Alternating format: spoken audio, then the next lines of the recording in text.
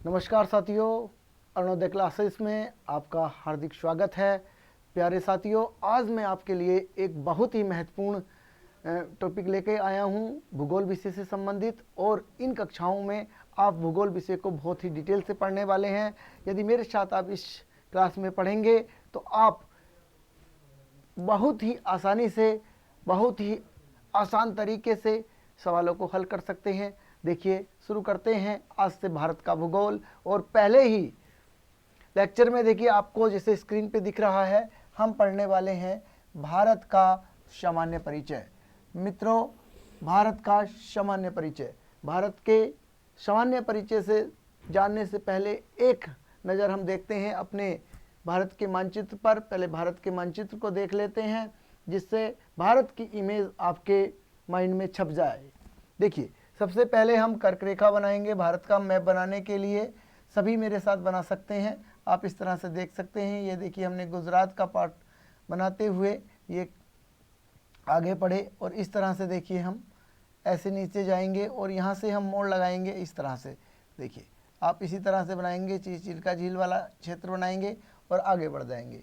ऊपर देखिए, आप इस तरह से इसको बढ़ाते हुए ये आप वर्तमान जम्मू कश्मीर, लद्दाख बनाते हुए इस तरह से मोड़ देंगे। और ये देखिए, नेपाल वाला क्षेत्र बनाएंगे।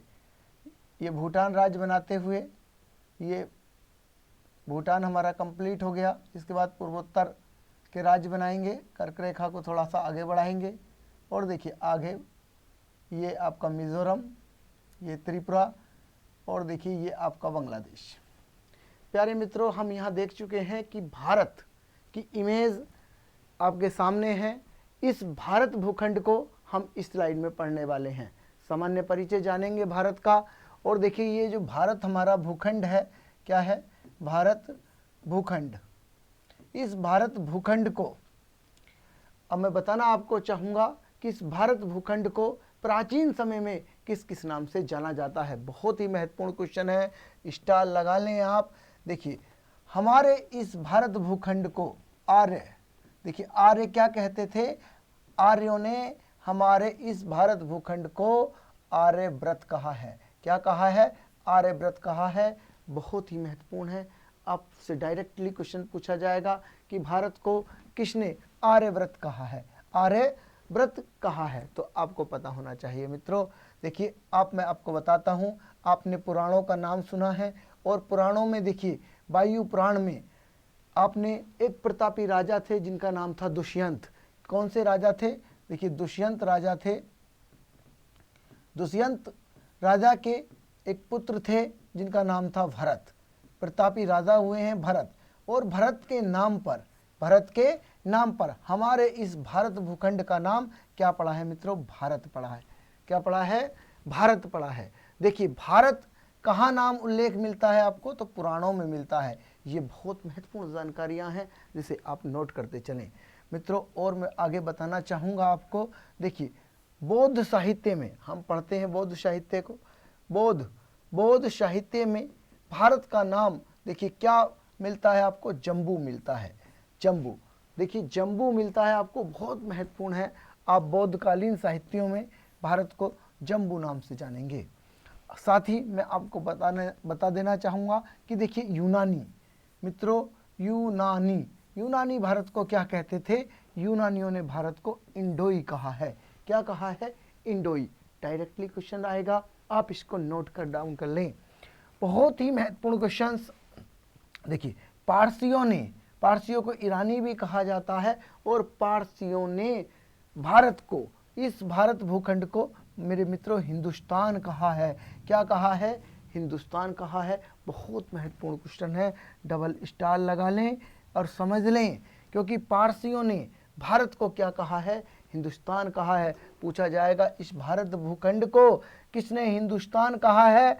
तो आपका उत्तर होना चाहिए इस भारत भूखंड को पारसियों ने हिंदुस्तान कहा है। देखिए आगे बढ़ते हैं। भारत के उत्तर में देखिए, हम सभी जानते हैं कि भारत के उत्तर में कौन सा पर्वत है? ये हिमालय पर्वत है। ये आप जानते हैं, भारत के उत्तर में क्या है? हिमालय पर्वत है। आगे बहुत महत्वपूर्ण है, सीधा सीधा क्वेश्चन आता है। भारत के उत्तर में आप लिखेंगे हिमालय पर्वत, भारत के दक्षिण में आप लिखेंगे हिंद महासागर। यहाँ एक बात और समझ लें हम, भारत के दक्षिण में क्या है, हिंद महासागर है। यहाँ एक बात और समझ लें दिशाओं से संबंधित, मान लीजिए ये कोई मानचित्र है, मानचित्र पे देखिए आप प्लस का निशान लगाइए और प्लस के निशान लगाकर अपने सीधे हाथ की तरफ, मानचित्र यदि सामने रहेगा तो आपके सीधे हाथ की तरफ, क्योंकि सीधे हाथ से पूरा काम करते हैं तो पूर्व दिशा होती है सीधे हाथ की तरफ। देखिए उत्तर हम कहाँ से देते हैं मित्रों, अपने सर से देते हैं। और हमारे शरीर में उत्तर कहाँ होता है, हमारे शरीर में सिर कहाँ होता है, सबसे ऊपर होता है। तो इसी प्रकार उत्तर हम ऊपरी भाग से देते हैं, अपने सर से देते हैं, अपने मस्तिष्क से देते हैं। तो उत्तर हमेशा मानचित्र पर इधर रहेगा नॉर्थ, इसको हम उत्तर भी लिख सकते हैं। देखिए उत्तर के विपरीत दक्षिणी दिशा होती है, पूर्व के विपरीत क्या होती है, पश्चिम होता है। तो ये दिशाओं को आप मानचित्र पर हमेशा याद रखें, बहुत महत्वपूर्ण है। जितनी बातें मैंने बताई हैं बहुत महत्वपूर्ण है। आर्यों ने भारत को आर्यवर्त कहा है। देखिए पुराणों में दुष्यंत पुत्र भरत के नाम पर भारत भूखंड का नाम क्या मिलता है, भारत मिलता है। बौद्धकालीन साहित्य में भारत को जम्बू द्वीप कहा गया है और यूनानियों ने भारत को इंडोई कहा है। और हिंदुस्तान किसने कहा है, तो ये पारसियों ने कहा है। और भारत के उत्तर में क्या है, हिमालय पर्वत है और दक्षिण में क्या है, हिंद महासागर है। नेक्स्ट स्लाइड पे चलते हैं क्योंकि बहुत महत्वपूर्ण है।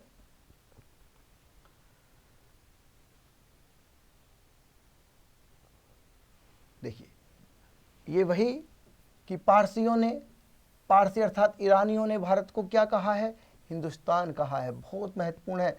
और भारत के उत्तर में क्या है, तो हम सभी जानते हैं हिमालय पर्वत है। भारत के उत्तर में कौन सा पर्वत है, हिमालय पर्वत है। और भारत के दक्षिण में क्या है, भारत के दक्षिण में हिंद महासागर है। ये बात हम पहली स्लाइड में जान चुके हैं। नेक्स्ट स्लाइड में बढ़ते हैं क्योंकि बहुत महत्वपूर्ण क्वेश्चंस आपके लिए हैं।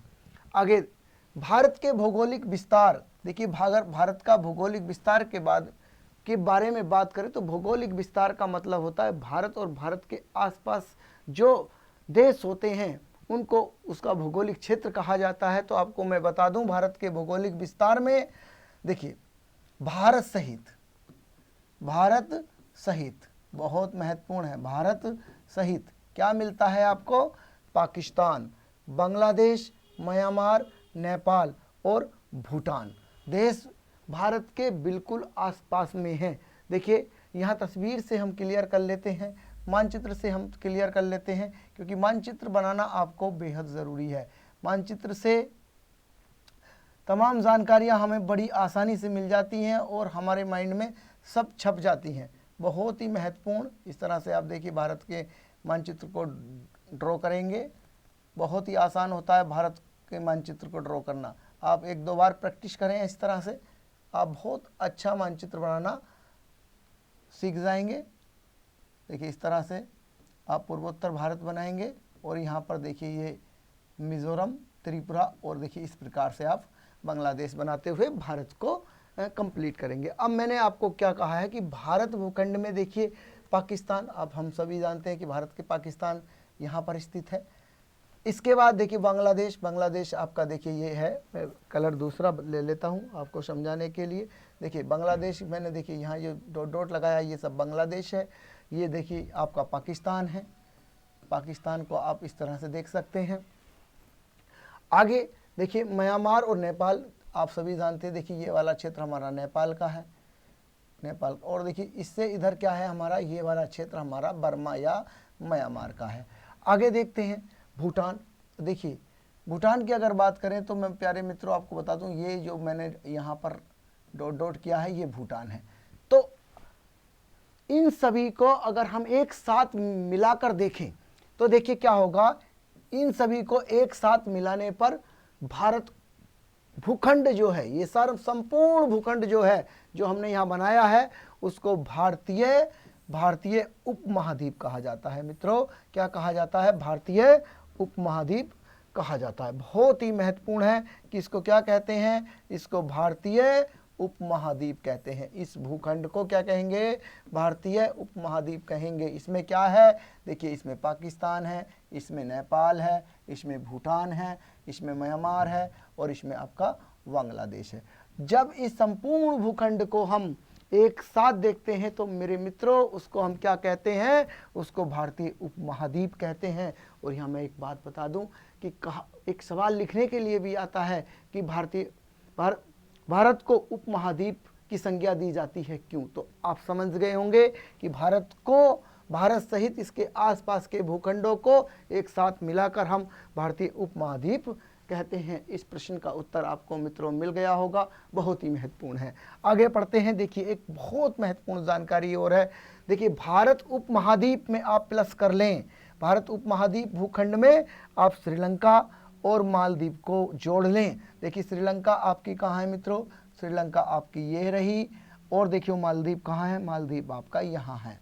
अगर इनको हम एक साथ जोड़ लेते हैं तो ये संपूर्ण भूखंड, देखिए ये संपूर्ण भूखंड हमारा क्या बन जाएगा, ये संपूर्ण भूखंड हमारा मित्रों दक्षिणी एशिया बन जाएगा। ये दक्षिणी एशिया कहलाता है।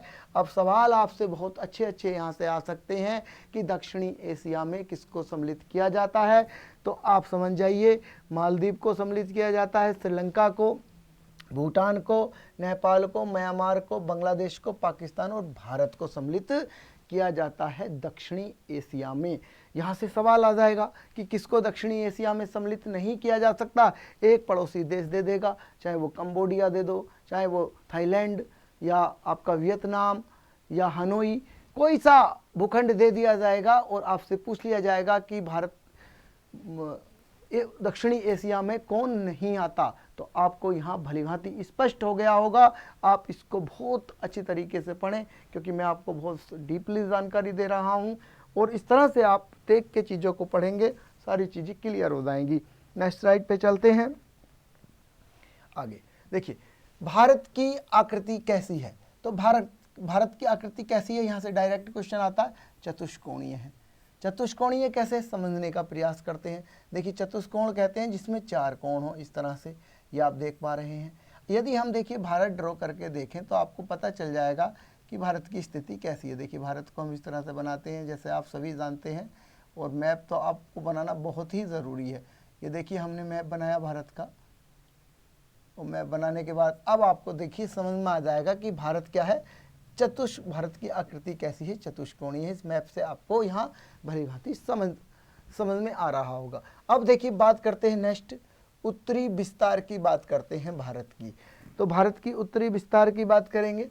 देखिए मैं इसको यहाँ थोड़ा इसको रफ कर देता हूँ कि भारत के उत्तरी विस्तार की बात करेंगे तो उत्तरी विस्तार क्या होता है। अब यहाँ समझने की बात यह है, देखिए आप गोला देख लीजिए। यदि देखिए ये हमारी भूमध्य रेखा है, भूमध्य रेखा के उत्तर में जो भी स्थलखंड स्थित होता है उसको उत्तरी विस्तार कहा जाता है, और देखिए जो दक्षिण में स्थित होता है उसको दक्षिणी विस्तार कहा जाता है। इसी प्रकार से देखिए ये ग्रीनविच लाइन है, ग्रीनविच लाइन का मैं कलर थोड़ा चेंज कर देता हूँ आपके लिए ताकि यहाँ भली भांति स्पष्ट हो जाए। देखिए ये ग्रीनविच लाइन है, कौन सी लाइन है, बहुत महत्वपूर्ण है, ग्रीनविच लाइन है, और इसको क्या कहते हैं, प्रधान देशांतर लाइन भी कहते हैं, प्रधान देशांतर। और मित्रों इसका मान भी कितना होता है, 0 डिग्री होता है। जैसे हमारी भूमध्य रेखा का मान 0 डिग्री होता है। ग्रीनविच क्या करती है, ग्रीनविच गोले को पूर्वी गोलार्ध में बांट देती है और पश्चिमी गोलार्ध में बांट देती है। यदि हम बात करें यहाँ की ये किस गोलार्ध में स्थित है, तो ये पूर्वी गोलार्ध में स्थित है। अगर बात करें हम देखिए इसकी ये कहाँ है, तो ग्रीनविच से पश्चिम में है तो पश्चिमी गोलार्ध में स्थित है। इसको आप भली भांति समझ लें। अब देखिए यदि हम इस लाइन को देखें भूमध्य रेखा को, अब देखिए अगर मान लीजिए ये 3 जो गोले आपको दिखाई दे रहे हैं, बड़ा गोला बनाया, ये किस गोलार्ध में स्थित है, तो हम सबसे पहले देखेंगे कि दिया गया गोलार्ध कहाँ है, उत्तर में है। तो एक तो हमारे सामने आया उत्तर में है, और देखेंगे ग्रीनविच से किस तरफ है, तो पूर्व की तरफ है। तो दिया गया ए गोला, ए नाम लिख देते हैं इसका, कहाँ है, उत्तर पूर्व में है। तो इस प्रकार आप भली भांति इसको समझ सकते हैं। अब विस्तार की बात कर लेते हैं, इसको रफ कर देता हूं मैं। अब देखिए भारत के विस्तार की बात कर लेते हैं कि भारत का उत्तरी विस्तार कितना है। तो मैं आपको बता दूं, यदि हम देखिए पुनः भारत को देखने का प्रयास करें इस तरह से, तो आपको बिल्कुल क्लियर स्पष्ट हो जाएगा कि भारत का विस्तार कितना है। इस प्रकार से हम देखिए भारत को बनाते हुए देखेंगे।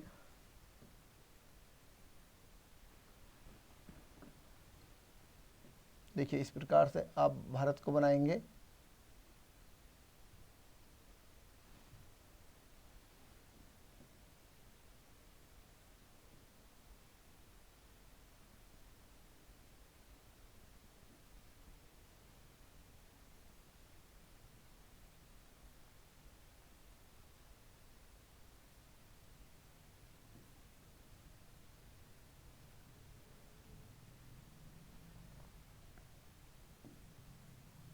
इस तरह से हम भारत को कंप्लीट करते हैं। तो यहाँ पर देखिए हम समझ जाते हैं कि उत्तरी विस्तार माना है। तो देखिए भारत का ये पॉइंट देखेंगे हम, सबसे दक्षिण का, और देखिए सबसे उत्तर में जाएंगे।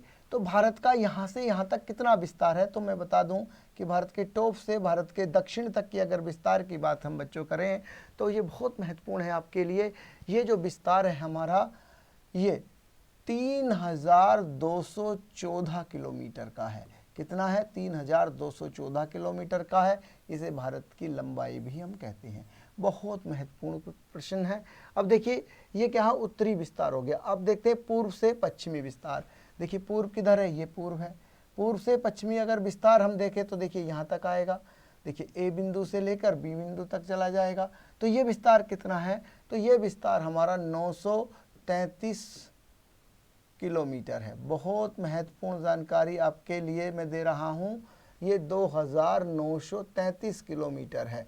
2933 किलोमीटर है। आप इसको नोट डाउन कर लें, बहुत महत्वपूर्ण है। तो विस्तार कितना, अगर हम देखें ए से बी तक का जो हमारा विस्तार है वो मैंने आपको बता दिया है। कितना है मेरे मित्रों? 3214 किलोमीटर। भारत उत्तर से दक्षिण तक की जो भारत की लंबाई है वो कितनी है? 3214 किलोमीटर है। और देखिए पश्चिम से पूर्व कहो, पश्चिम से पूर्व कहें या पूर्व से पश्चिम, भारत का जो विस्तार है वो कितना है? 2933 किलोमीटर है। इसको हम लिख देते हैं। देखिए इसको हम लिख देंगे 2933 किलोमीटर है ये बात आप बिल्कुल ध्यान रखें क्योंकि बहुत महत्वपूर्ण है आपके लिए। इनको नोट डाउन कर लें, बहुत ही महत्वपूर्ण है आपके लिए। इसको देखियो, अब मैं इसको रफ कर देता हूँ। चलिए पहले देख लेते हैं आगे। भारत उष्ण तथा उपोष्ण कटिबंध में स्थित है। देखिए भारत की स्थिति कहाँ है? अगर ग्लोब पर हम प्यारे बच्चों बात करें कि भारत की स्थिति कहाँ है, तो आप देख सकते हैं ये 0 डिग्री है, ये 23.5 डिग्री है। 23.5 डिग्री एंड मतलब कर्क रेखा है। क्या लिखते हैं इसको? कर्क रेखा। 23.5 डिग्री इसका मान होता है। अब भारत की स्थिति कहाँ है? अब मैं एक बार आपको क्लियर कर दूं कि देखिए उष्ण कटिबंध किसे कहते हैं ये आप जान लीजिए। उष्ण कटिबंध कहते हैं प्यारे बच्चों, देखिए भूमध्य रेखा से 23.5 डिग्री दोनों गोलार्धों में, देखिए 23.5 डिग्री आपका नॉर्थ में और 23.5 डिग्री आपका साउथ में। ये जो इलाका है आपका, जो मैंने इस तरह से बनाया है, इसको हम उष्ण क्षेत्र कहते हैं। क्यों कहते हैं? क्योंकि सूर्य की वर्ष भर सीधी किरणें क्या होती हैं, यहाँ पर पड़ती रहती हैं, इसलिए इसको क्या कहते हैं? इस क्षेत्र को उष्ण कहते हैं। और देखिए इससे ऊपर अगर हम बात करें 66.5 डिग्री की, तो ये वाला जो इलाका होता है हमारा, इसको क्या कहते हैं? इसको हम शीतोष्ण कटिबंध कहते हैं, क्योंकि इसमें ना तो ज़्यादा ठंड पड़ती है और ना ज़्यादा गर्मी पड़ती है। तो इस प्रकार हम देख सकते हैं कि भारत की स्थिति कहाँ आएगी। देखिए भारत की स्थिति को हम पुनः देख लेते हैं। भारत की स्थिति देखिए आधी क्या है?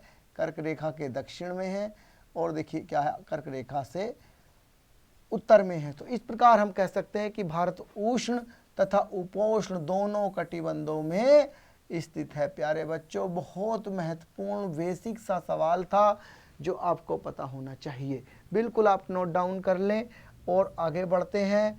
देखिए भारत के कब्जे वाले क्षेत्र, देखिए पाकिस्तान के कब्जे में भारत का कितना क्षेत्र है? तो देखिए ये आपका 78,114 किलोमीटर का क्षेत्र है। आप इसको फैक्ट है नोट डाउन कर लें, बिल्कुल बहुत महत्वपूर्ण है। कितना है? 78,114 वर्ग किलोमीटर। प्यारे मित्रों, देखिए 78,114 वर्ग किलोमीटर है, बहुत महत्वपूर्ण है।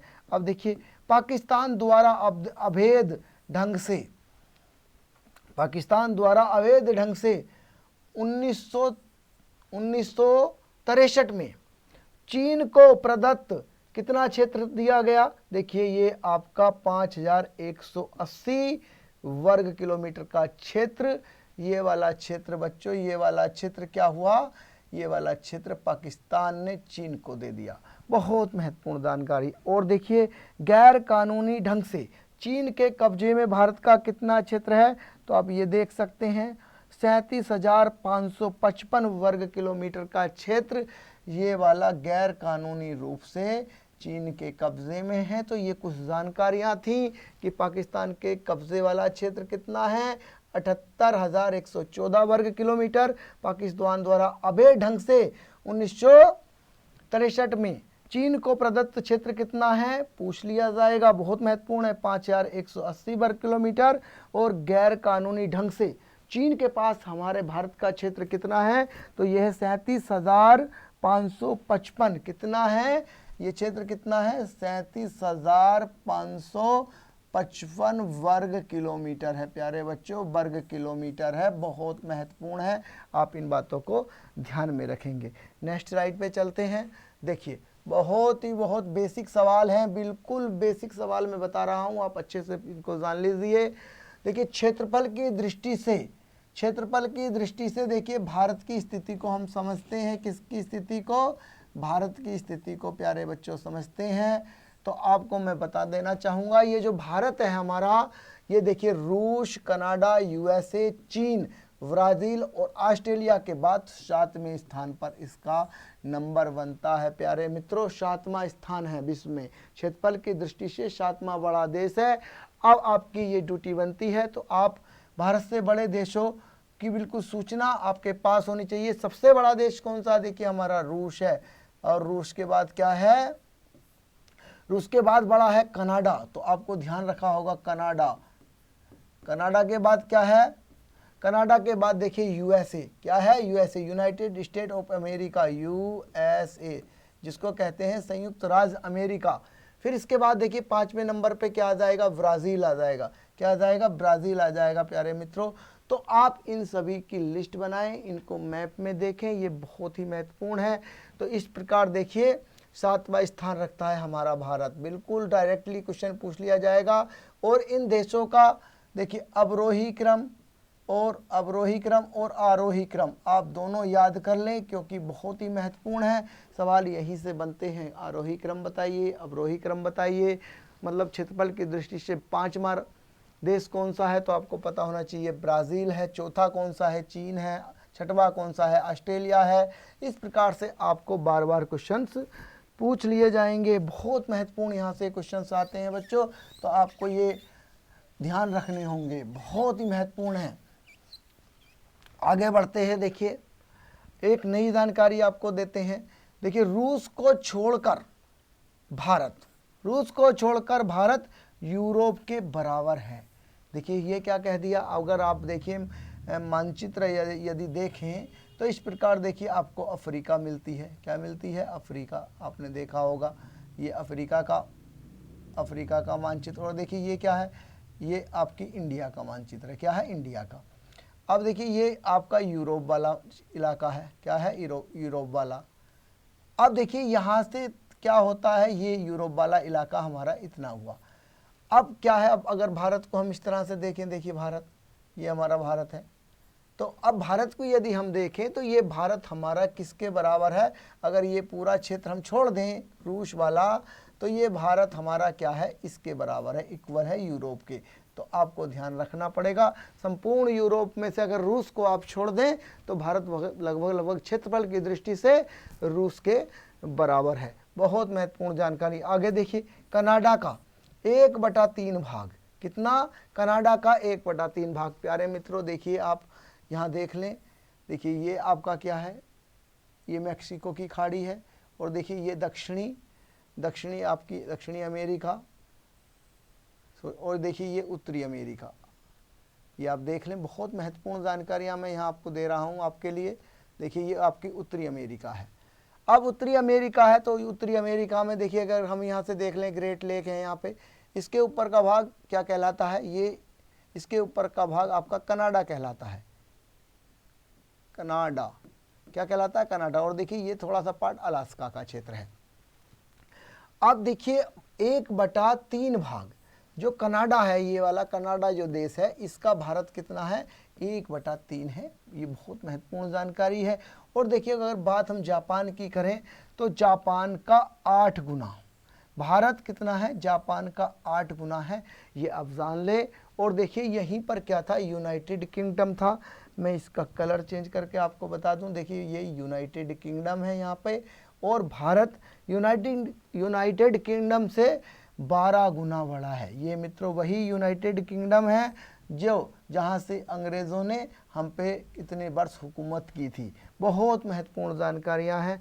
आगे बढ़ते हैं। देखिए भारत का अक्षांशीय दृष्टि से, भारत अक्षांशीय दृष्टि से अगर बात हम पूरे इस तरह की ग्लोब की करें तो भारत अक्षांशीय दृष्टि से कहाँ, उत्तरी गोलार्ध में स्थित है। उत्तरी और पूर्वी भी साथ लगाएंगे हम, तभी हमारी बात बनेगी। जैसा कि मैंने बताया है कि भारत देखिए ये क्या है आपका, ये उत्तरी गोलार्ध हो गया। और देखिए ये रेखा हमारी कौन सी है, ग्रीनविच है। ग्रीनविच ने भारत को देखिए इधर पूर्व में बांट दिया, पूर्वी गोलार्ध, और देखिए इधर क्या, पश्चिमी गोलार्ध में। इसी प्रकार से ये जो लाइन है हमारी, इसने इस गोले को क्या करा, गोले को उत्तरी गोलार्ध में और दक्षिणी गोलार्ध में बांट दिया है। अब हम ये जानना चाहते हैं कि भारत कहाँ स्थित है। देखिए तो भारत यहाँ स्थित है, और जब कोई भूखंड यहाँ स्थित होगा तो ये इसका उत्तर में भी है और ये पूर्व में भी है।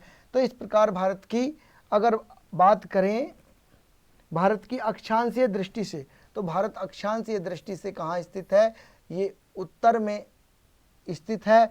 और देशांतरीय दृष्टि से बात करें तो भारत पूर्व की ओर स्थित है। इसको आगे बढ़ते हैं और मैं आपको यहाँ स्पष्ट रूप से और बताना चाहूँगा। देखिए यहाँ देखते हैं हम, बहुत अच्छी तरीके से समझते हैं भारत को। देखिए पहले मैं इस भारत को आपको ग्लोब पर बता दूं, आप भारत की स्थिति को बहुत अच्छे से समझ जाएंगे। यहाँ पे देखिए सबसे पहले क्या करते हैं, हम एक गोला लेते हैं। अब गोले को 2 भागों में बांटते हैं। ये कौन सी रेखा है हमारी, 0 डिग्री की, इसका नाम क्या है, भूमध्य रेखा। क्या है, भूमध्य रेखा। बहुत महत्वपूर्ण तरीके से आप समझिए, बहुत महत्वपूर्ण जानकारियां हैं आपकी। अब देखिए ये लाइन क्या करती है, संपूर्ण ग्लोब को, गोले को, पृथ्वी को 2 भागों में बांट देती है। उत्तर का भाग कहलाता है उत्तरी गोलार्ध। क्या कहलाता है, उत्तरी गोलार्ध कहलाता है। और नीचे का भाग, इसका जो दक्षिण वाला भाग है, दक्षिण दिशा का भाग है, उसको हम दक्षिणी गोलार्ध कहते हैं। तो यहाँ से अगर देखिए कोई भी सवाल आता है कि ये दिया गया, मान लीजिए ये कोई भूखंड है, ये कहाँ स्थित है, तो अक्षांशीय स्थिति में हम कहेंगे ये उत्तरी गोलार्ध में स्थित है। तो अक्षांशीय स्थिति उत्तरी गोलार्ध और दक्षिणी गोलार्ध में किसी भी भूखंड को बांट देती है। इसी प्रकार देखिए हम दूसरा गोला बनाते हैं यहाँ पर और समझने का प्रयास करते हैं बहुत अच्छी तरीके से। अब भूमध्य रेखा क्या करती है, हमारी उत्तरी गोलार्ध में बांट देती है और दक्षिणी गोलार्ध में बांट देती है। अब यहीं हम एक बात और समझ लें, जैसे ये हमारा भारत देखिए कहाँ स्थित है, भारत हमारा यहाँ स्थित है, ये हमारा भारत स्थित है। तो भारत अक्षांशीय दृष्टि से कहाँ है, तो उत्तर की तरफ है। ये आप यहाँ स्पष्ट कर लें। और देखिए ये जो रेखा है हमारी, ये क्या करती है, हमारे ग्लोब को 2 बराबर भागों में बांट देती है। क्या करती है, 2 बराबर भागों में बांट देती है। देखिए ओहो, ये 2 बराबर भागों में बांट देती है।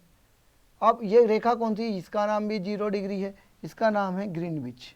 कौन सा नाम है, ग्रीनविच नाम है, क्योंकि इसको प्रधान मध्याह्न देशांतर भी कहते हैं, या प्रधान देशांतर भी कहते हैं, यामोत्तर भी कहा जाता है। और ये गोले को क्या करती है, क्योंकि हम जानते हैं प्लस के चिन्ह में हमने देखा था कि लाइन से राइट हैंड का ये पूर्व का भाग होता है, पूर्व के विपरीत पश्चिम होता है, और ये दक्षिण दिशा होती है, ये उत्तर दिशा होती है। तो उत्तर और दक्षिण का बंटवारा तो देखिए आप यहाँ देख सकते हैं। अब देखिए हम यहाँ देखेंगे कि इस ग्रीनविच क्या करती है, इस गोले को आधे गोले को पूर्व में बांट देती है। क्या कर देती है, पूर्व में बांटती है, और आधे गोले को पश्चिम में बांट देती है। तो इस प्रकार हम कह सकते हैं ये पश्चिमी भाग हो गया, ये पूर्वी भाग हो गया। अब कोई भी स्तरखंड यहाँ है, अगर हम देखेंगे देशांतरीय दृष्टि से, क्योंकि ये ग्रीनविच जो है ये देशांतर लाइन है, देशांतर इसी तरह से सारे खींचे जाते हैं, ये आप समझ लें। तो देशांतरीय स्थिति क्या होगी, पूरब में होगी या पश्चिम में होगी। तो देखिए अगर मान लीजिए भारत की देखें, यहाँ पर आप देख सकते हैं इस प्रकार से हम देखिए, अगर भारत की स्थिति को हम इस तरह से देखें तो आपको स्पष्ट दिखाई देगी कि भारत उत्तरी और पूर्वी दोनों गोलार्धों में स्थित है। तो आप भारत का अक्षांशीय विस्तार कैसे होगा, अक्षांशीय विस्तार उत्तरीय होगा, और देशांतरीय विस्तार कैसे होगा, क्योंकि देशांतर देखिए इस तरह से है। तो कौन सी देशांतर गुजर रहे हैं भारत से, ये संपूर्ण देशांतर क्या है, ये संपूर्ण देशांतर हमारे पूर्वी देशांतर हैं। तो इस प्रकार हम समझ सकते हैं। और अक्षांश देखिए लाइन हमारी इस तरह से है, ये रेड वाली लाइन कौन सी है, अक्षांश लाइन है। तो यहाँ स्पष्ट समझ में आता है कि भारत का अक्षांशीय स्थिति जो है, अगर हम इस गोले की बात करें, अक्षांशीय स्थिति मतलब कैसी है, अक्षांशीय स्थिति उत्तरी है और देशांतरीय स्थिति कैसी है, पूर्वी है। तो मैं यह लिख देता हूँ, भारत की अक्षांशीय स्थिति कैसी रहेगी, मतलब रहेगी अक्षांशीय स्थिति उत्तरी रहेगी, और देखिए देशांतरीय स्थिति कैसी रहेगी, पूर्वी रहेगी। तो इससे हमें स्पष्ट होता है कि जो भारत है हमारा वो उत्तरी पूर्वी दोनों गोलार्धों में स्थित है। आप यहाँ स्पष्ट रूप से इसको आपने समझ लिया है। अब हम नेक्स्ट स्लाइड पे चलते हैं।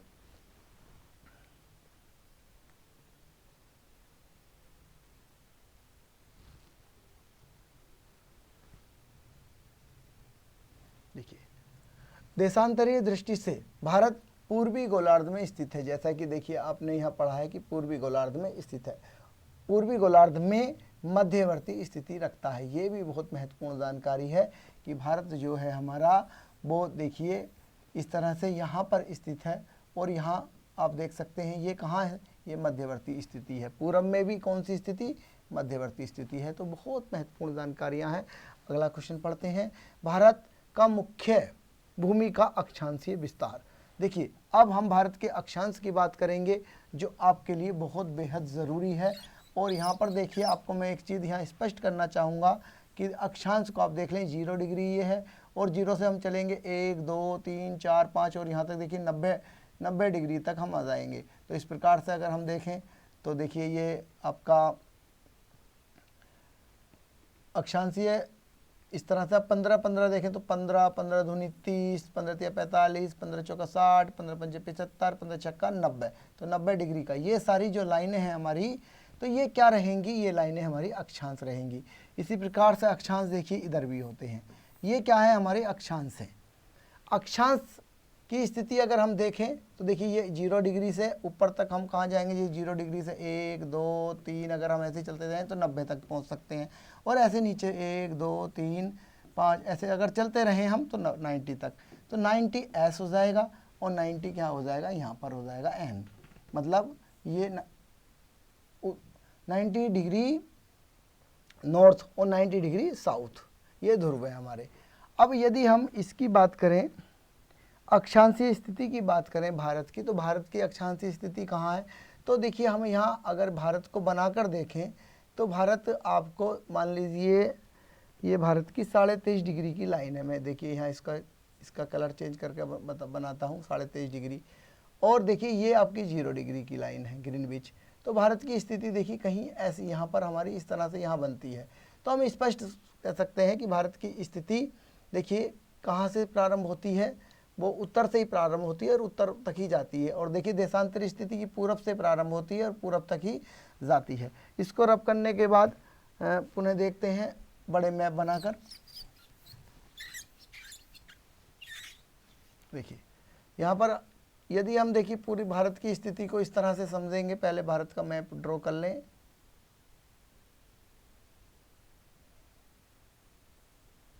ये आप भारत का मैप बनाने की प्रैक्टिस करें, आप सभी लोग बहुत अच्छे से इस मैप को बना सकते हैं, क्योंकि मैप में हमें स्थिति बहुत ज़्यादा क्लियर हो जाती है, जिससे हमें पढ़ना बहुत आसान लगने लगता है। आगे बढ़ेंगे, देखिए इस तरह से ये मिज़ोरम, त्रिपुरा और ये आपका। अब हम यहाँ समझते हैं, देखिए इसने पूछा है कि भारत की भारत की मुख्य भूमि, ये भारत की पूरी संपूर्ण जो है मुख्य भूमि है। भारत की मुख्य भूमि का अक्षांशीय विस्तार कितना है? तो देखो बच्चों, ये बहुत ही महत्वपूर्ण जानकारी है, इससे डायरेक्टली सवाल पूछा जाता है, इसलिए बता देता हूँ मैं आपको। देखिए भारत की स्थिति अगर मान लीजिए, देखिए ये 0 डिग्री है, वो मध्य रेखा है, तो भारत की स्थिति होती है प्रारंभ 8 डिग्री 4 मिनट, 8 डिग्री 4 मिनट उत्तरी अक्षांश से। उत्तरी अक्षांश, उत्तरी अक्षांश को हम शॉर्टकट में एन लिख देते हैं। क्या लिख देते हैं? एन। कहाँ से? देखिए 8 डिग्री 4 मिनट उत्तरी अक्षांश से कहाँ तक जाती है? तो ये बच्चों समझ लें, बहुत महत्वपूर्ण है। ये जाती है हमारी 37 डिग्री 6 मिनट उत्तरी अक्षांश तक। उत्तरी अक्षांश तक, उत्तरी अक्षांश तक जाती है, ये 37 डिग्री है। ये जो स्थिति है, यहीं से सवाल पूछे जाते हैं कि मुख्य भूमि की अक्षांशीय स्थिति कितनी है। तो आप भली भांति यहाँ जान लें कि स्थिति हमारी कितनी है। स्थिति हमारी देखिए, अगर मुख्य भूमि की स्थिति उत्तरी कहें तो 37 डिग्री 6 मिनट रहेगी। मिनट का निशान ये होता है इस तरह से। अगर दक्षिणी अक्षांशीय स्थिति मुख्य भूमि की पूछी जाए तो प्यारे बच्चों कितनी रहेगी? 8 डिग्री 4 मिनट रहेगी। ये आप नोट कर लें। इसी प्रकार से देखिए, अगर हम भारत की देशांतरीय स्थिति को देखते हैं तो देशांतरीय स्थिति का मतलब है कि भारत इस ग्रीनविच रेखा से पूरब में कितने ग्रीनविच रेखा से प्रारंभ होता है और कहाँ तक जाता है। मान लीजिए ये इंडिया है इस तरह से, तो ये इंडिया कहाँ तक जाती है? तो हम देखते हैं कि भारत देखिए यहीं से, ये लास्ट लाइन है भारत की, तो ये देखिए कितने डिग्री पर है। मान लीजिए ग्रीनविच इधर आएगी, मान लीजिए ये 0 डिग्री की ग्रीनविच है, इससे कितने पूर्व में है? तो ये 68 डिग्री, कितने पूर्व में? 68 डिग्री 7 मिनट। कितनी है? 68 डिग्री 7 मिनट से लास्ट कहाँ तक है? देखिए अगर मैं इस तरह से खींच दूँ तो भारत का विस्तार यहाँ तक लास्ट है। तो ये कितना है लास्ट पॉइंट? ये है आपका 97 डिग्री 25 मिनट। क्या लिखेंगे? पूर्वी, पूर्वी देशांतर। पूर्वी देशांतर क्यों लिखेंगे? क्योंकि भारत की स्थिति कहाँ है? पूरब में है। कहाँ से प्रारंभ होती है? 68 से प्रारंभ होती है, 97 तक जाती है। तो देखिए पूरब से, और यहीं पूरब है, पूरब से पूर्व में है, तो इस पे भी हम क्या लिख देंगे? ई लिख देंगे। और यहाँ भी क्या लिख सकते हैं? शॉर्टकट में ई लिख सकते हैं। तो अब यहाँ से चारों सवाल आप अच्छे तरीके से देख लें। अगर मुख्य भूमि की बात कही गई हो तो मुख्य भूमि में दक्षिणी कहाँ से प्रारंभ होता है? दक्षिणी विस्तार 8 डिग्री 4 मिनट से प्रारंभ होता है, कहाँ तक जाता है?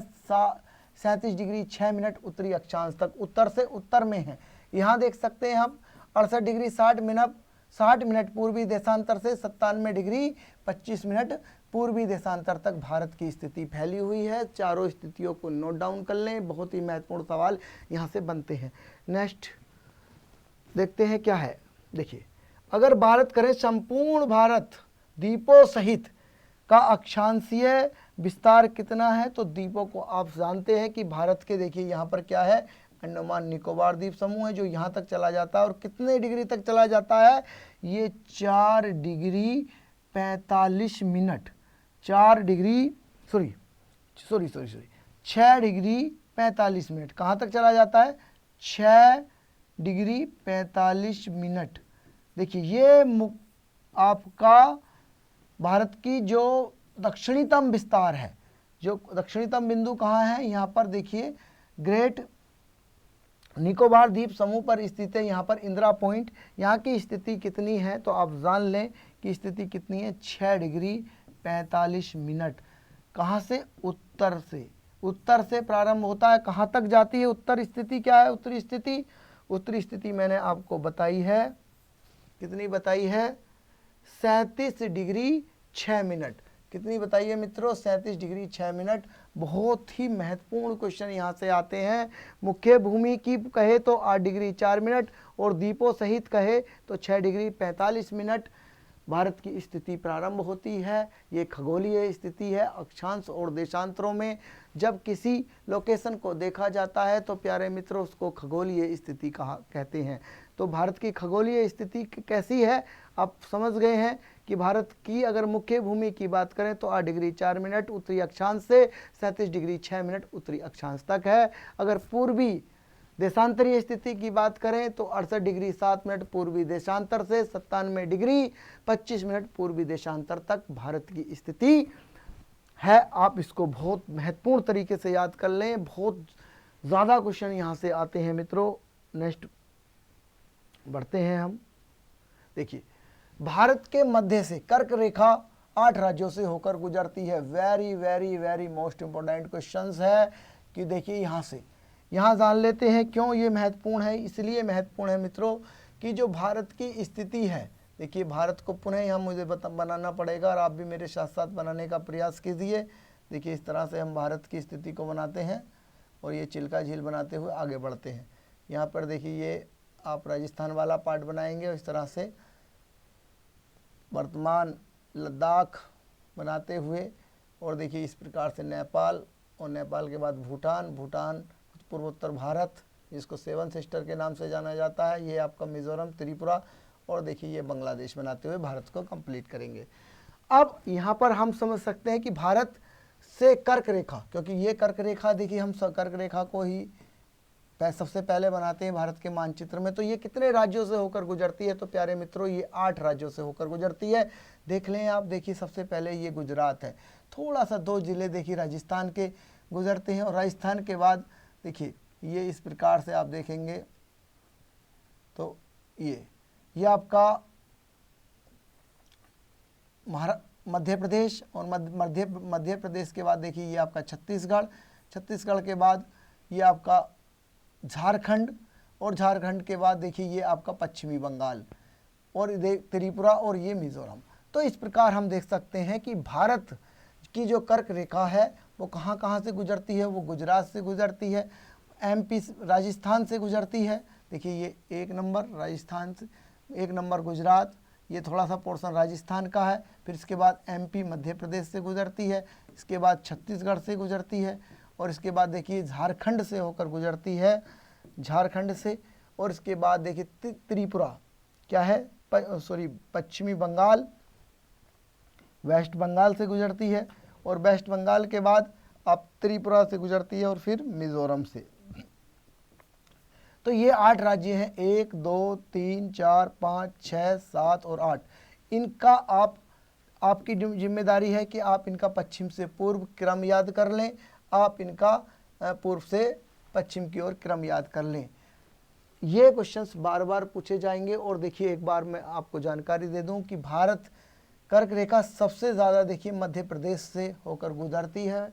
ये बात भी आप ध्यान रख लें, क्योंकि यहीं से क्वेश्चन बनने वाले हैं आगामी वर्षों में। आगे देखिए ये बात हमारी क्लियर हो गई कि भारत के मध्य से कर्क रेखा 8 राज्यों से होकर गुजरती है। कौन कौन सी, ये हमने देखिए मानचित्र पे आपको दर्शा दिए हैं, दिखा दिए हैं। कर्क रेखा के निकट शहर। अब देखिए सवाल ये आ जाता है प्यारे मित्रों, यहाँ से हम थोड़ी जानकारी और ले लें कि सवाल क्या आ जाता है। सवाल ये आ जाता है कि भारत के देखिए कर्क रेखा के नज़दीक कौन कौन से शहर हैं। मान लीजिए यहाँ एक कोई शहर है, यहाँ कोई शहर है, यहाँ से शहर है, यहाँ कोई शहर है, और यहाँ पर कोई शहर है। तो सबसे ज़्यादा नज़दीक कौन सा है, तो इसको हम कैसे जानेंगे ये समझ लीजिए। देखिए कर्क रेखा का मान मित्रों कितना है, थोड़ा कलर दूसरा ले लेते हैं। देखिए कर्क रेखा का मान कितना है, मान लीजिए ये कर्क रेखा भारत के मध्य से गुजरती है, इसका मान है 23.5 डिग्री हम लिखते हैं। 23.5 डिग्री का मतलब क्या होता है कि देखिए 1 डिग्री बराबर होते हैं 60 मिनट। आई बात समझ में आपके। और आधा डिग्री की अगर बात करें तो कितना हो जाएंगे 30 मिनट। तो अब अगर हम इस कर्क रेखा की बात करें तो इसका मान कितना है 23 डिग्री कितना हो गया 30 मिनट इसका मान है। अब देखिए 23 डिग्री के जो मान सबसे ज़्यादा निकट होगा वह कर्क रेखा के सबसे ज़्यादा पास होगा, कर्क रेखा के सबसे ज़्यादा पास होगा। तो देखिए हम बात करते हैं सबसे पहले देखिए भोपाल की। भोपाल देखिए मध्य प्रदेश की राजधानी है आप जैसा जानते हैं, और इसका मान कितना है 23 डिग्री 25 मिनट है। देखिए 23 डिग्री 25 मिनट काफ़ी नज़दीक है, क्योंकि 30 से 5 में केवल 5 का अंतर है, तो आप समझ सकते हैं। और यहाँ देखिए अगर 25 मिनट लिखा है, 23 डिग्री 25 मिनट लिखा है, तो आप समझ जाइए ये कहाँ स्थित होगा। ये 30 से कम है, ये 30 से कम है, 23 से कम है, तो ये कर्क रेखा के जो भोपाल होगा वो दक्षिण में स्थित होगा, यहाँ पे दक्षिण में स्थित होगा। आप समझ जाइए। जबलपुर देखिए, Jabalpur 23 degree 11 minute, 23 degree 11 minute, तो ये भी देखिए कहाँ स्थित होगा, कर्क रेखा से जबलपुर भी कहाँ स्थित होगा, दक्षिण में ही स्थित होगा।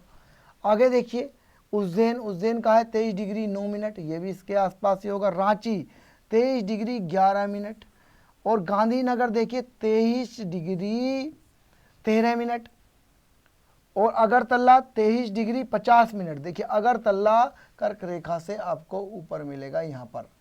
आगे देखिए कोलकाता, कोलकाता कितना 22 डिग्री, 22 डिग्री, अगर हम बात करें 22 डिग्री की 33 मिनट, तो ये तो 22 डिग्री 33 मिनट काफ़ी नीचे हो जाएगा, अगरतला आपका नीचे हो जाएगा। तो इस प्रकार से आप देख सकते हैं ये कर्क रेखा के नज़दीक कुछ शहर दिए गए हैं, इनकी लोकेशन बार बार आगामी परीक्षाओं में पूछी जा रही है, इसलिए आपको ध्यान रखना होगा इन सारी बातों का। ये बहुत ही महत्वपूर्ण जानकारियाँ हैं, क्योंकि मैं इस कक्षा में आपको काफ़ी डीपली बातों को पढ़ा रहा हूँ, ताकि आपका किसी भी प्रकार का कोई भी, कितनी भी बड़ी परीक्षा आपकी क्यों ना हो, वहाँ से सवाल 100% आपका सॉल्व होगा, अगर आप इस तरह से इन चीज़ों को क्लियर करके चलेंगे। नेक्स्ट बढ़ते हैं। आगे देखिए भारत का मानक समय। अब देखिए भारत के मानक समय की भी बात कर लेते हैं। इसको कहते हैं भारत का मानक समय, इसको कहते हैं Indian standard time. Indian standard time क्या होता है, क्योंकि भारत की घड़ी इसी मानक रेखा से चलाई जाती है, और इसका जो मान होता है वो 82.5 डिग्री, 82.5 डिग्री ईस्ट पूर्वी देशांतर होता है। देखिए मानक समय किससे निर्धारित किया गया, 82.5 डिग्री रेखा से।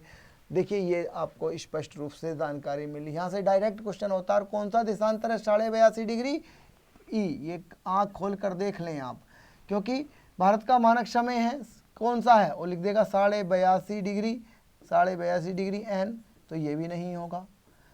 अब लिख देगा 82.5 डिग्री, 82.5 सब होगा, 82.5 डिग्री डब्लू, तो ये भी नहीं होगा, ये भी बात आप समझ लें। लिख देगा 82.5 डिग्री, देखिए क्या ई का मतलब क्या हो गया, ई का मतलब हो यही सही है। और देखिए 82.5 डिग्री, 82.5 डिग्री क्या लिख देगा, एस मतलब साउथ, दक्षिणी अक्षांश, तो ये भी गलत हो जाएगा। तो इस प्रकार से आपको सवाल दिया जाता है, तो आप ध्यान रखिएगा, रट्टा मत मारिएगा।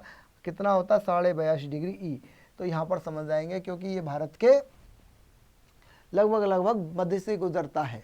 आगे बढ़ते हैं।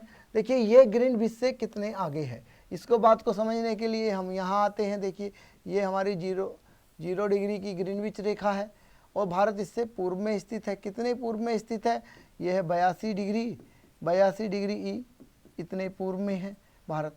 अब देखिए एक देशांतर को सूर्य के सामने से गुजरने में 4 मिनट लगते हैं। कितने मिनट लगते हैं, 4, तो 4 मिनट लगते हैं एक देशांतर को। तो अगर हम 15 की बात करें, 15 चौका 60, तो 15 देशांतर को पार करने में 4 घंटे, मतलब 15 देशांतर को पार करने में 60 मिनट लगेंगे। 60 मिनट का मतलब हो गया 1 घंटा। तो देखिए अगर हम बात करें कि 82.5 की अगर हम मल्टीप्लाई करें, 82.5 मल्टीप्लाई 4, तो देखिए हम क्या पाएंगे, हम समय जो पाएंगे वो 5.5 घंटे समय आगे पाएंगे, 5.5 घंटे आगे समय मिलेगा, क्योंकि पूर्व में समय बढ़ता है, क्योंकि सूर्य उदय होता है पूर्व में ही पहले छिपेगा, तो पूर्व में उदय होता है, इसलिए क्या होता है कि समय पहले पूर्व में होता, आगे चलता है। तो आप देखिए ग्रीनविच से कितना 5.5 घंटे आगे है, ये क्वेश्चन बहुत महत्वपूर्ण है। आगे देखिए भारत का मानक समय, भारत का मानक समय रेखा उत्तर प्रदेश के प्रयागराज के नैनी से होकर गुजरती है। ये डायरेक्ट सवाल पूछा जाता है मेरे मित्रों, कहाँ से गुजरती है, तो नैनी के पास से होकर गुजरती है। आगे बढ़ते हैं। देखिए बहुत महत्वपूर्ण जानकारी है, मानक समय रेखा के सबसे निकट शहर कौन सा है, रीवा स्थित है। रीवा ये कहाँ है बच्चों, मध्य प्रदेश में है, मध्य प्रदेश में है। बहुत महत्वपूर्ण ये क्वेश्चन है, बार बार पूछा जाएगा। और देखिए इसका जो मान है वो 81 डिग्री 19 मिनट है, किसका, रीवा का, पूर्वी देशांतर।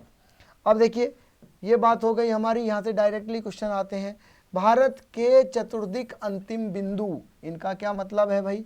इनका मतलब मैं आपको बता दूं कि जब भारत अगर आप बनाते हैं तो भारत के, देखिए ये भारत की स्थिति आपके सामने मैप पर आई, इसी से हम समझने का प्रयास करते हैं।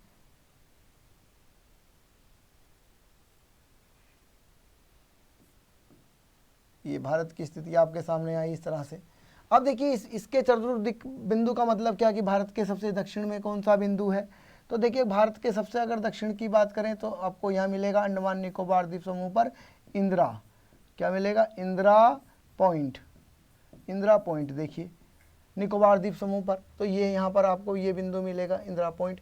उत्तरी बिंदु की बात करें तो देखिए आपको 37 डिग्री 6 मिनट पे मिलेगा। ये बिंदु कौन सा आपका? इसको बोलते हैं इंदिरा कोल, इंदिरा कोल बोलेंगे, बहुत महत्वपूर्ण है इंदिरा कोल, ये आप नोट कर लें, बहुत महत्वपूर्ण है।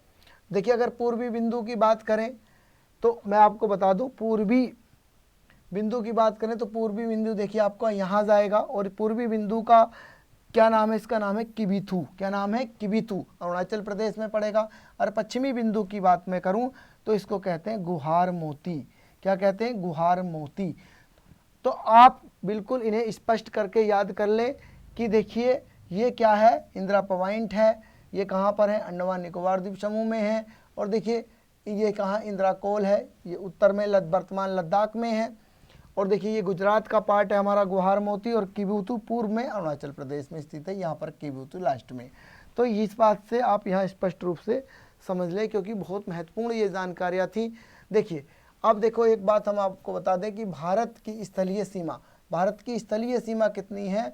15,200 किलोमीटर है भारत की स्थलीय सीमा। ये क्या है? देखिए ये भारत की स्थलीय सीमा को मैं आपको स्पष्ट रूप से मैप में बता दूं कि हम क्या आगे अगली स्लाइड में पढ़ेंगे। देखिए भारत की स्थलीय सीमा के बारे में, ये भारत का आप मानचित्र बनाते हैं।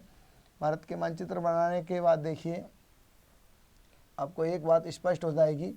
अब स्थलीय सीमा का मतलब ये है मेरे मित्रों, देखिए भारत की जो स्थल खंड लगी हुई सीमा है, जो स्थल से लगी हुई, जैसे देखिए मैं जहाँ मार्कर चला रहा हूँ, ये सब भारत की स्थलीय सीमा है। देखिए ये नेपाल है, और देखिए ये आपका भूटान है, और इधर देखिए यहाँ से म्यांमार है यहाँ तक, और देखिए ये बांग्लादेश है। आप यहाँ स्पष्ट कर लें कि भारत की स्थलीय सीमा देखिए बांग्लादेश से लगी है, इधर म्यांमार से, इधर भूटान से, नेपाल से, ये चीन से, आपका देखिए अफगानिस्तान से, पाकिस्तान से। तो ये संपूर्ण स्थल खंड से जो भारत की सीमा लगी हुई है 15,200 किलोमीटर लगी हुई है प्यारे मित्रों। इसकी संपूर्ण जानकारी हम इससे अगली वाली वीडियो में आपको देंगे। आप इन क्वेश्चनों को अपनी नोटबुक में नोट करते रहें, और हमारा ये प्रयास यदि आपको पसंद आ रहा है, कुछ जानकारी आपके लिए हम दे पा रहे हैं और आपके भविष्य की कामना कर रहे हैं, तो आपका भी दायित्व बनता है प्यारे बच्चों, चैनल को लाइक कीजिए, सब्सक्राइब कीजिए और अपने मित्रों तक शेयर कीजिए, ताकि ऐसी अच्छी वीडियो की जानकारी का फ़ायदा आपके साथियों को भी मिले, और जो भी बच्चे हमारे कंपटीशन दे रहे हैं उनको इन संपूर्ण जानकारी मिलती रहें, ऐसी अच्छी जानकारी मिलती रहें। इन्हीं शब्दों के साथ वीडियो को आज यहीं समाप्त करते हैं। जय हिंद, जय भारत।